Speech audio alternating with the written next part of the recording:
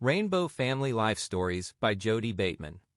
Interviews with Rainbow Family of Living Light folks conducted between 1977 and 2008. Scanned in 2018. Jodey Bateman may be contacted on Facebook, 03.C.Monte.Tidwell2. Diary of the New Mexico Gathering. Security camp was the scene of a big argument yesterday. It was being used as the drop-off point for supplies, and people were asked to come help carry supplies to the kitchen. So many people were coming and carrying off food that the people in security camp began to worry whether or not it was being distributed properly, or even if it was reaching the kitchens, and not individual camps. They halted everything and began debating about how to organize distribution. They argued for a long time, and people who were carrying the food got frustrated and went back to their camps. At the council, they decided to move the supply depot and put it in charge of only a few people. I am told that security camp is made up of street people who are used to fighting, but here they limit it to verbal fighting. One of their functions, I've found out, is to find lost children. They are there mainly in case of a breakout of physical violence, which has never happened at a gathering, but the numbers of people who come continue to grow and the potential is there. Even though in the past 2 days I've become a part of this kitchen and camp, I'm thinking about camping close to the main grounds, where most of the action is. It seems that many of the people who came here didn't come individually, but as a group that sometimes has a name separate from the Rainbow Family name. It appears that many of the groups own school buses that they travel in. Some follow the fruit harvest every year, I'm told. The others may live on communes and have the school buses for traveling en masse. Some, I'm told, just constantly travel, camping at various spots with numbers going into towns or wherever to look for jobs when money is needed. The epitome of transportation for any group associated with the Rainbow Family is the school bus. We ate breakfast in camp this morning. It was a miniaturized version of the large evening meal, 50 people. The only prerequisites for eating, it seems, are the circle and the chanting of OM, which seems to have become a tradition in the family. There is some disorganization concerning meals now that the main gathering site has been moved. That's why our camp and our kitchen are where we are. The two kitchens are not coordinated as to what each one should make, but some representatives went from our camp/kitchen to talk to the other kitchen and some of the organizers on how to coordinate efforts. I also overheard that there is an author on Living in the 21st Century who is coming to our camp here to set up a sprout kitchen. What that is, I don't know. The man is supposedly already here at the gathering and will come to our kitchen today. Also, there were funds being collected to bring an old Hopi medicine man down from Arizona named Grandfather David.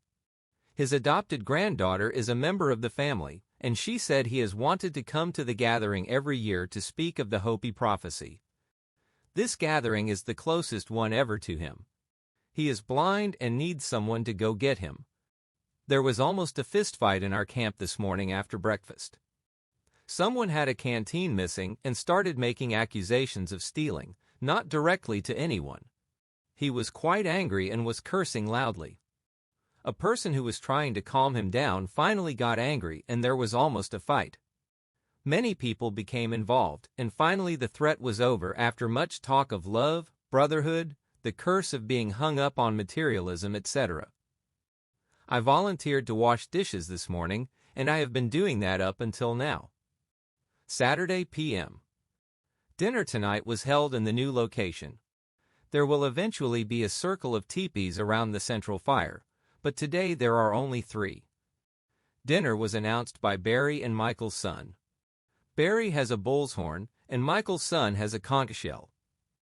They both blew several blasts and traded and blew some more. People assembled in the circle marked out for teepees and lodges. We formed 3 concentric circles at Barry's request, and Barry announced that he was going to offer up a prayer for the fire he was about to light. People began the OM chant while Barry lit the fire. I was close to him and could see him praying with his head raised to the sky.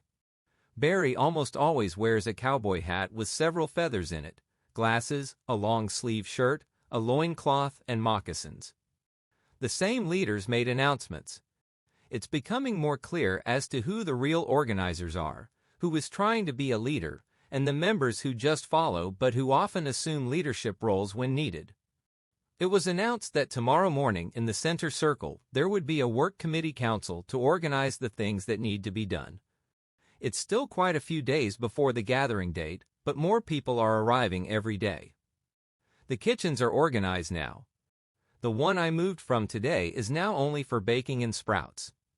The other is for all cooking and fruits since it is closer to the main meal site. I am now camped on a bluff above the circle of teepees. After dinner tonight, the scene turned into a very musical one. Many people brought out instruments and it became much like a rock concert. Many people were singing and dancing. I can still hear the music going on, especially the flutes. It's getting too dark to write. Sunday, June 26th. After breakfast this morning, there was a work council to decide what needs to be done before the masses arrive. Garrick is definitely one of the main organizers. Barry arrived late, but he is also well established as a leader. Barry made the statement that he wanted more involvement from everyone because frankly, after doing one of these 6 years in a row, it gets a little boring. I just like to hang out with the people for a while and quit working. Michael John is trying hard to be a respected leader, but he is making a few people angry. He jumps up at times and makes announcements that he deems important. It seems that the Rainbow family is in a bit of financial trouble right now. There is a fruit picking company from Arizona called the Eden Fruit Company that has been supplying the gathering with free grapefruits and some oranges and bananas. They brought in 75 crates of fruit Friday night and are bringing in 150 crates Monday night. If the family expects to feed all those who will show up, they will need much more food. They have made a deal with Eden Fruit Company that depends upon the amount of money that can be raised here at the gathering. Eden Fruit has a vegetable and fruit connection in Mexico that can supply many varieties at about 15 cents a pound. If the family has $1,500 by Monday night, when the free fruit comes in the Eden Fruit, people will go get this produce from Mexico. At the moment, the family's trust fund is $96. So Garrick announced that they needed $1,404 more. He first asked if everyone thought it was feasible to attempt to raise the money. When most agreed they should try, a hat was passed around the breakfast circle. Some of the work crews formed were the bridge building crew, the shitter digging crew, the sweat lodge area building crew, the garbage crew. The Rainbow family are very ecologically conscious. They have established an area for garbage divided into glass, plastics, aluminum, other metals, and a compost heap of food, peelings and other food not eaten. This garbage will all be carried when the gathering is over. Everyone is very aware of littering or dumping anything in the river. If anyone is seen doing these things, there is usually a verbal reprimand about taking care of the earth or some such rap. Also, there is no use of soaps of any kind in the river for bathing. People take water from the river in basins, bathe out of the basin, and then throw the soapy water on rocky soil or sandy areas. The shitters are long, shallow, narrow latrines that are dug high up in places where the waste won't leach into the water table. The bottom of the shitters are lined with rocks. When almost full, they are covered over with dirt. The sweat lodge area is being remodeled according to the instructions given by an Indian who has arrived. I don't know which tribe he is. I know there will be a central fire for heating rocks, 4 sweat lodges, one in each of the cardinal directions and dirt paths leading from them to the fire. This is to allow evil spirits a way out of the ill body into the fire, and altars between the sweat lodges, I think. The healing lodge is being moved to the main circle of teepees also. Barry wants all important things centrally located. There are many more Indians here now than when I first arrived.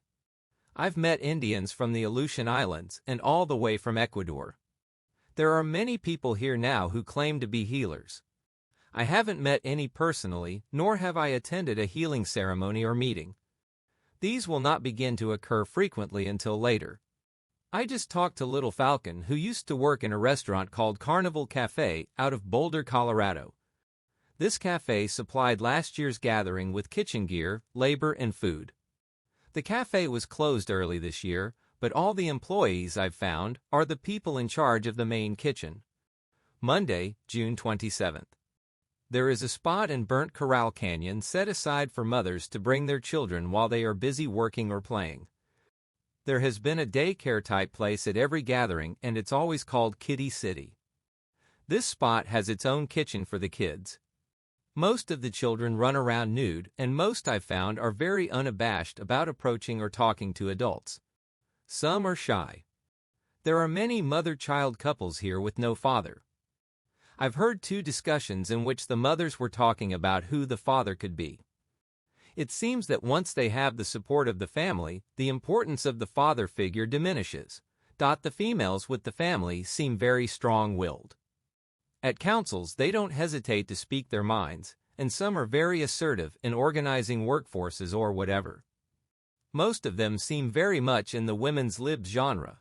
The Indian influence on the family is becoming more apparent. Many people are wearing loincloths and feathers, and there are more Indians present. People have explained to me that owl feathers are not to be worn or used to adorn structures because they are used for bewitching people. The teepee circle is becoming larger. In the center of the teepee circle is the sacred fire surrounded by a large circle of rocks, with paths leading off in the 4 directions. Here all councils are held. The rainbow family has apparently impressed many Indian tribes. Michael's son and Pukulani are going to be allowed to participate in Hopi ceremonials. They are both white, and if I'm right, it's extremely rare for Hopis to allow whites to watch these, much less participate. I was told the Hopis are opening up to people who are of the right heart. Michael's son and Pukulani left today to get grandfather David, the old Hopi medicine man. Barry announced that on the 30th of this month, he will guide some federal officials, press, and any interested public through the gathering site here. He hopes for us to set a good example, he said, so that they will see the family in a positive light from now on. We just had a pre-dinner council at the Sacred Circle. A buffalo horn was held by the speaker, and all attention was given to whomever held it. Barry spoke first and announced that there would be a council every morning before breakfast and every evening before dinner to give everyone a chance to speak from the heart. This is a better arrangement than before because previously all announcements were made during the meals, which irritated many people who were more interested in eating than listening. There are more people here, approximately 600, and the more people there are, the more unwieldy and rowdy the gathering gets. Barry stated that all councils up until the 4th of July would be concerned with clarifying who the Rainbow family is, and after the 4th, the councils will discuss what next. Barry is very intent on obtaining land from the federal government and is very optimistic about it. On the 7th, there will be a meeting with federal officials to discuss land for the Rainbow family. Barry plans on giving an account of the Rainbow family's history during the first series of councils, and from anyone else who has been with the family a while.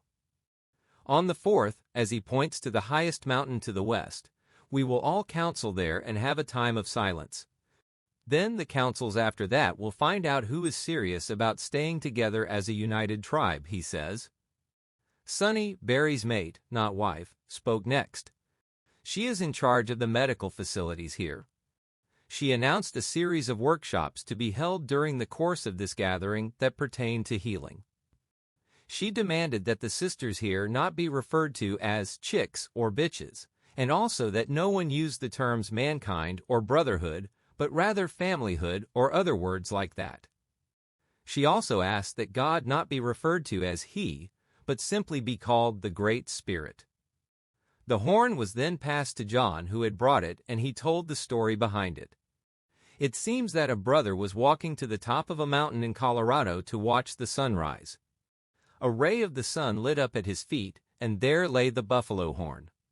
After he picked it up and began walking back, he realized that he was seeing in a 360-degree circle, seeing everything on all sides of him.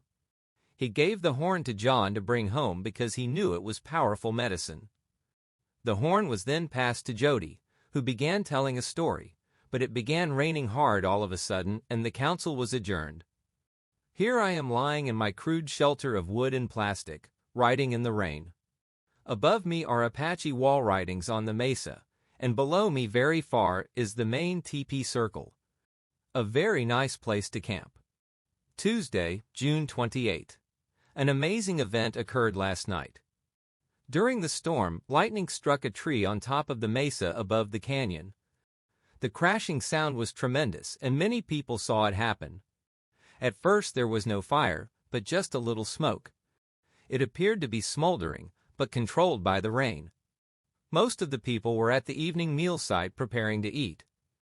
Soon a blaze appeared in the tree that was obviously growing. A few people that were near the tree began yelling for water and tools. The whole evening meal group broke up and ran to put out the fire. We formed a bucket line from the river, up the cliff to the top of the mesa in approximately 15 minutes. Soon we had tools and buckets of water passing up. There were at least 300 people involved in putting out the fire. The rapidity of the organization without any direct leadership was amazing. Some of the group were experienced firefighters, and they were allowed to work closest to the tree. It was a very large tree and eventually had to be cut down. Everyone in the line was having a great time. Looking down from the top of the mesa where I was and seeing the line extend far below to the river was quite a sight. It just happened to be Barry's birthday, so someone announced that this was his candle, and everyone began singing Happy Birthday. The council this morning mainly discussed work groups and sanitation. There was a fire crew assembled. Another crew was sent to a place near Las Cruces where there is a bumper crop of melons and cantaloupes, and the farmers are giving many away to whomever comes and picks. There was a representative from Eden named White Dog who asked for a truck to haul produce from one of their trucks that had broken down. He got one from one of the Rainbow members. Also, with the influx of people here, the assigned panhandlers have come up with a total of approximately $1,000. Which satisfies the Eden people, who are going to front the rest of the money until they get back with the Mexican produce. By then, another $500 they believe will be raised. We were informed that a university lab was testing the water downstream from the site. They ran tests before the Rainbow family arrived, and will be running them until after we leave to determine the amount of pollution in the Gila River brought on by the gathering. There were many sharp requests to keep the river clean. Garrick said that there were many people who didn't particularly like the Rainbow family, and that they may use their statistics against them to hamper their efforts to obtain land. Many other crews were organized at the meeting to handle other jobs. Volunteers were obtained for washing dishes, hauling produce from the supply depot, which is about a 3-mile walk, shitter digging with much advice on how it should be done, working in the information center, etc. There are many more people coming into the gathering. The group composition image is very diffuse. There are people in their 60s and many high school age kids who just recently are arriving. It's truly an amazing sight. I was talking to one person who was pointing out the beneficial things the family has done for people. He reinforced my belief that there is a strong lower and working class element among the hardcore members. Many of the people who stick with the family have no home to go to. Many of them were street people, ex-bikers, alcoholics, or transients who find in the family a security and unity they have never experienced. The family provides them with their first chance for human dignity. These people become health conscious, environmentally conscious, receive affection and recognition, and learn to care for each other and be concerned. This year, I've been told, the negotiations with federal officials have gone very smoothly. The federal officials, it seems, realize there's no way to stop the flood of people, which gives the Rainbow family a little power in negotiations. I met a man named Foxfire, who is at least in his 50s. He used to be a jazz musician and has toured the world doing concerts. He told me he got fed up with the music business and began working on the revolution during the early Nixon administration. He says he really didn't intend to be doing what he is doing, but just saw a vacuum to be filled and filled it. He said now he's waiting for someone to take his place so he can move on to another phase of his life. There are many interesting counterculture types here. They come to the gathering to be together en masse, it seems. Certainly a supportive function. The family itself is more apolitical than anything else. The leaders, other than Garrick, don't seem to be too aware of social and political happenings or the implications of their group. Barry is more into the mystical chosen people trip. Of course, many leftist activists come to the gathering, but nothing of political import has ever been brought up by them. It seems they come to the gathering for a little R&R and to get away from the political scene. Concern with spirituality is definitely a strong component of the family ideology. Some members are very much into spiritualism, mysticism, religion, whatever you want to call it. But by no means are all the people who attend. There is much talk of spiritual emphasis, and this definitely sets the tone for the gatherings. But the rowdiness, arguing, and conflicts are very much part of the tone too. People come to the gatherings like they are big parties as much as they come because they are spiritual gatherings. Personally, this scene seems to me to be what is left of the original hippie movement. The rest of the hippie movement has been commercialized, though values have changed. Their people form a culture that is very different from mainstream American culture. One thing I've heard discussed a lot is where jobs can be found or where money can be made for a while. It seems that one function of the gathering for the road people is the swapping of information about situations in different locales, especially the job situation. The council didn't come off tonight. No one has seen Barry all day. Garrick also took off into the mountains to rest. They are both obviously tired of handling all the responsibility, but no one else seems to command the respect they do. People, I believe, are just used to their presence as leaders. Barry is not against having more gatherings, I am told, but he is against himself being the organizer. The music after the evening meal is an every-night affair. It is such a conglomeration of styles that it has to be called spontaneous self-expression music. At times it sounds very African. Drums are the main instrument, and there are many of them around which people form a circle. At times it sounds Indian. There is always shouting and wild dancing. Many whoops and hollers. Other instruments are maracas, washboards, mainly percussion. Early every morning, I've noticed that someone gets up and plays a very haunting melody on the flute. Going through the canyon at daybreak, the music has a very eerie effect. Medicine Story arrived today. Everyone seemed quite excited about that. He is a Wampanoag Indian from New York who runs Akwesasne Notes, a left-wing Indian newspaper. He is an MD who quit that profession to become a traditional medicine man. Wednesday, 29th. This morning, Medicine Story led the council. He is well respected. Everyone listened to him attentively. He has been to every gathering, he told me later. He was very eloquent. He talked about how much more democratic the Indian Council was than our two-party system. He stressed the fact that this gathering was still in its preparatory stage, and that we need to harness our energy and volunteer ourselves to work together. He talked about caring for our Mother Earth and healing the wounds in her that we have caused. Barry, Garrick, and the other organizers seem to be laying back and relaxing. They are obviously tired of all the responsibility. There are more people coming in that have never been to a gathering before. The organization of meals and councils becomes a little more difficult, as these people have to become socialized into the way things are done here. The councils sometimes turn into bitch sessions as people become a little more unruly and have to be reminded to honor the staff. The common complaints are dogs, thefts, and people freaking out on Jimson weed. Some people like to stay up all night playing guitars and singing. Other people have complained that it keeps them awake, so they designated a place for those who like to stay up late to go and do it there.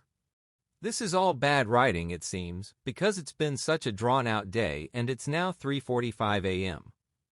My experience with the medical crew here has revealed some disorganization that occurs at all the gatherings. When people are organized into work crews, there are usually too many chiefs and not enough Indians. People want to be authoritative, and it causes much confusion and bickering. There was a big argument over Western modern medicine and herbal medicine among the medical crew. We had to rush one person out of the valley to an ambulance tonight, and it was very chaotic. We built a makeshift stretcher and managed to get him out. While waiting on the ambulance, we formed a circle and people began oming. Barry kept saying, "Give him good energy. Love can heal things like that." A few people prayed over him, massaged him, or laid their hands on him. We have supplies that cover basic first aid needs, and we have a lot of herbal medical supplies which most people here seem to prefer. The kitchen didn't make enough food to feed everyone tonight. They apparently didn't expect the onslaught of so many people. I would estimate there are more than 800 people here now. I talked to Medicine Story tonight and asked him what comprised the Rainbow family outside of the gatherings. He told me, not much really. He said that many people say they are members of the Rainbow family after they've been to a gathering and feel a strong association with the family's values. He said the family has organized a few caravans that travel around after a gathering. They travel in school buses, and according to him, the purpose of these caravans is to expose people to alternate lifestyles and make them more environmentally conscious. Thursday, 30th. Medicine Story led this morning's council too. He patterned it after the Iroquois model. He began the council by explaining that the Iroquois offer a prayer before every council, which involves group affirmation whenever he says, "So be it our minds." He then gave the prayer in which he offered greetings and thanks to all the people. To Mother Earth, to the plants, animals, Elder Brother Sun, Grandmother Moon, the star beings, and the Creator. It was a lengthy prayer. He also suggested that people be silent after the OM instead of yelling and screaming. He said he realized that there was a lot of energy created in the OM circle, and that the tendency was to let it out, but that if we held on to the energy in silence, we could use it the rest of the day. The people who had a specific message from the heart were asked to form an inner circle and pass the staff, buffalo horn. The medical tent made requests for supply donations and volunteer work. They gave the usual warnings of disease and against taking Jimson weed. There are many testimonial-type messages that sound very religious. One person this morning simply said, "I've been looking for someone to love me for 8 years, and I've found all of you." Many people say, "I love you." One said, "This is the first place I've ever been able to look at total strangers and call them brother or sister and tell them, 'I love you,' and mean it." There are also many lost and found messages in the council before breakfast. There are very many people coming in now. One person claims to be a UN representative on vacation.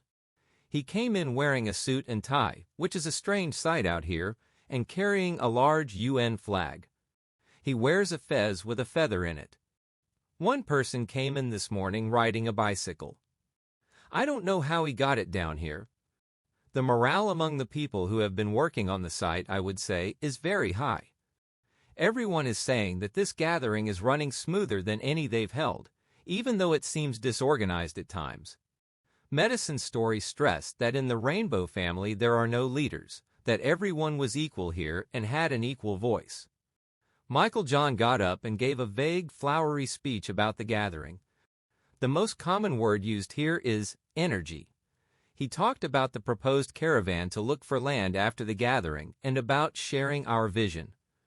The beginning of the gathering is officially tomorrow, and people are beginning to announce workshops and healing gatherings for tomorrow also. Angers flare at times when people bring up touchy subjects like dogs, anyone trying to proselytize or push their trip, etc. Tonight there will be a ceremony on top of the mesa led by Medicine Story to welcome the full moon. Someone mentioned that there may be some peyote present. Medicine Story became very insistent that if anybody had peyote, it should be taken ceremoniously and in a sacred manner and not just for kicks. The councils are becoming much longer and starting much earlier in the morning as the time comes closer to the beginning. Many people who have big egos and want attention use the councils as a sounding board just to be heard. There are now 11 teepees almost forming a circle. The variety of people here is becoming more diverse. There are new people coming who are not road people or hardcore family members. The leaders/organizers are hard to approach. Notes: no time to write. Councils are longer and more emotional. Testimonials, talk of prophecies, revelations, chosen people, impending doom, open mind, tolerance of others' belief. A few arguments, supportive and repetitious at times. Grandfather David arrived. Treated like a guru. Spoke, complete silence. Will speak of prophecy later. Much respect and love for him. Had to be helped around. Asked for help for Hopi land.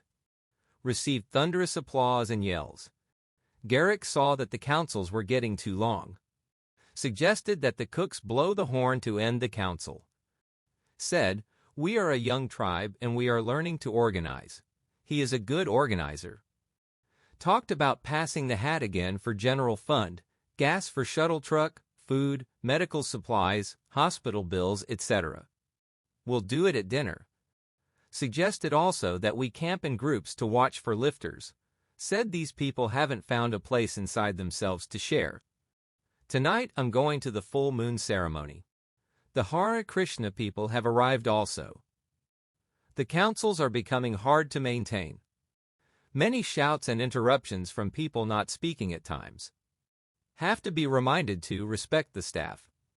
Friday 1. The full moon ceremony was far from being ceremonial. There were too many people to organize efficiently and there was no central leader to do so. Peyote was passed out randomly, but those who came expecting a structured ceremony like that of the Native American church were disappointed. Many left. There was a large central fire with musicians around it playing rather fast music. There were many people dancing, but most were just sitting. There was one group far to the side of the loud music that were sitting amidst lit candles and listening to Medicine Story tell the full moon story of the Wampanoag.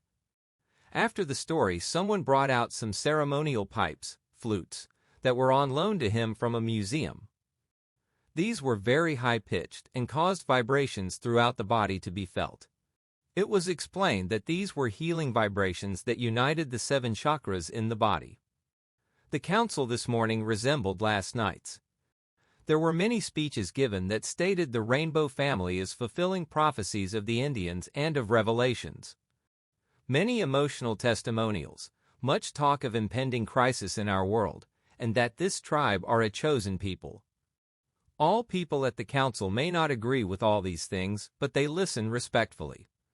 The councils are getting more emotional. The listeners cheer more as they hear things they like. But they are getting too long. People who are hungry become impatient and walk to the breakfast circle.